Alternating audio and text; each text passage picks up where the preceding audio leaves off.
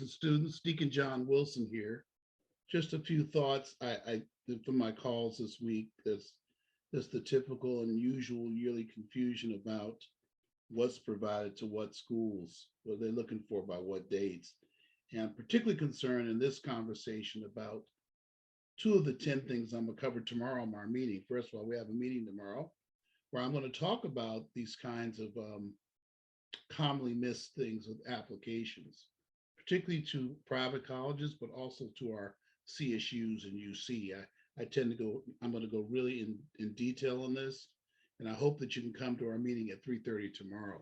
I'll be sending out an invite for everyone who's in our program to come to that. Of course, those who RSVP'd as well. Wouldn't want you to miss that. By the way, attendance to these sessions will be very helpful to you at the end of the year if we have scholarship funds. And it's looking like we're going to be okay in that area. We may have some. So you want to be sure you're in on that and attend the meetings regularly, but not just for the scholarships, for the information you're going to get so there's not any mistakes made. All right, first of all, let's talk about transcripts. That's a huge issue. First of all, for CSU and UC applications, they do not require a transcript. I know it seems counterintuitive to you that they must, and some unknowing counselors may tell you that's true. I'm telling you it is not true. CSU and UC do not require a transcript. You might wonder, well, how do they know about the grades? Well, it's called a self-report. Much like on your taxes, you self-report your income and they'll hold you accountable if they find you're wrong later. And they can even audit you and find it. It's the same, and we get like 90% compliance, I hear, with our tax system. Okay? Because nobody wants the repercussions of it. It's the same way with this. If you don't enter the right grades on the application and enter the right information the right way, and I'll talk about that a little bit in just a moment. If you do those things wrong, later it comes back on you when they look at your final transcript after you've already bought your dorm. Some cases are on the way to campus. They can tell you you're disenrolled because your grades were not correct. They were not properly entered or they were not correct. So self-reporting is the way CSU and UC are going. No transcript is required. Now, sometimes they write you an email and they say they'd like to see the transcript. Of course, that's different. But most times they're going to go on what you self-reported. Hope that's clear. On private schools, however, in general, all private schools need the transcript for the first 3 years. If you wait too long, they'll need the seventh semester. They will request the seventh semester, meaning the first semester of senior year, when they needed to make their decision. But they're making their decision based on 3 years of transcripts. That means your transcripts from high school, your transcripts from two-year college, if there's a two-year college involved. I hope that's clear. Transcripts are needed. Now the question becomes, how is the school going to get the transcripts? A few private schools allow you to upload the transcript as a PDF. Most do not. They want the real sealed. Now, during COVID, a lot of them suspended, but they're not doing that this year. They want you to mail them the transcript. In this case, we need mail. Okay, how does that work? Well, you mail it in a prescribed manner. Do not use certified mail because it goes to the mailroom, not to the admissions office. Once again, do not use certified mail. It goes to the mailroom and not the admission office, and you're depending then on the school to have it transported to the admissions office. Send them to the admissions office. If you're going to send anything overnight or express mail, you need to send it to the admissions office.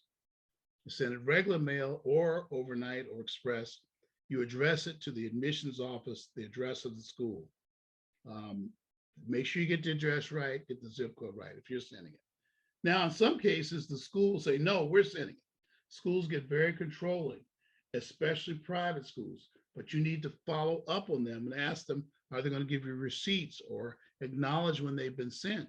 The high schools that are really in the knowing, they have the really in the knowing kind of guidance people will be glad to provide that. Please follow up, because if those transcripts are not received, If they're going to, the school's going to, and you're going to say the high school sent it. They're going to say they never got it, and the high school's going to insist they sent it. Now you're in the middle, and bottom line is it will affect admission. Also, more and more schools who somehow they don't want to spend the time sending transcripts or money. I don't know what it is. They'll get a third party company, companies like Parchment. You can, they'll show you how to log on to their site and request transcripts to be sent. Seems pretty accurate to me. It's worked out pretty well over the years. So that third party company like Parchment will send those transcripts to the private school. But in any event, you're responsible for transcripts to get to the school. If your early action and the deadline is November 1st, like it's coming up now, if you have not sent those transcripts, through a technicality, Howard or what other school, whatever school you're applying by November 1st, can say, we didn't have your file complete. We'll decide in March, in March or February, whenever they were going to decide. There will not be an early decision, which means you might miss out on early funds. I sure hope you understand it. And that poses a problem when the high school is sending the transcript. And you're just finding out now, and today we're in the last week of October, and you're just finding out now, sometimes these independent high schools who are not as familiar with Black schools who are early or other schools that are very early aren't equipped to send those out. You need to intercept that, parents, and tell them to give you the transcript and you send it out. If they at this late date, it's too late. So make those files complete, which brings my mind to SAT scores. Those SAT optional schools where you're thinking you don't have to send it, send the scores. Say, well, they're not high enough. How you know? How you know they're not high enough? You haven't talked to me. Some of you have, and I told you to send them. Send the scores. It will not hurt you. Send those scores. If you're in doubt, all right, fine, don't send them. But if you're going to send them, you better hurry up, because now it's going to take long. If it's early action, they won't get them till later. Now, they won't claim you're incomplete on SAT scores, but a quicker review, the quicker you get them in. So I hope you've sent your scores. I'll be talking about all this tomorrow in the session. Let's talk about recommendation letters. I can't believe I'm still hearing the term recommendation letters. I should do a separate video on that. The school requires teacher recommendations. Recommendation letters, parents call them all the time, because when you all went to college, that's what it was. It's not a letter. There's rare cases that it is, but generally it's not a letter. They're on Common App. It's a transmitted form from an email link that they get.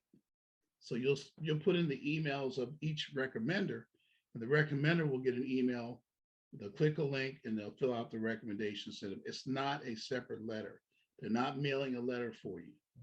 It's not you mailing a letter. They want to be sure you're not seeing the recommendation, that the recommender is free to put what they want. So let's stop saying recommendation letter. That's a terminology. I'm not sure why we still say it, because there is no such thing. I read a really reputable book on college admission when I was flying back from Boise the other day, and she's saying it over and over. That's a letter, and you mail it, and that is so old. It is not that way anymore. Please, it's in the Common App itself. I'm gonna do a separate video on mistakes with the Common App right after this, okay? But make sure you know that the recommendation letters are not separate. The Common App will send out an email to each recommender for them to, they'll keep sending it to them for a week, every week, I'm sorry, until they complete it. All right, I hope that makes things clearer for you. Again, in my session tomorrow, I'm going to hit these really hard. The session tomorrow will be short, about an hour, but it's going to be loaded with information like that. And I sure hope that you are in that session tomorrow. God bless you. Bye-bye now.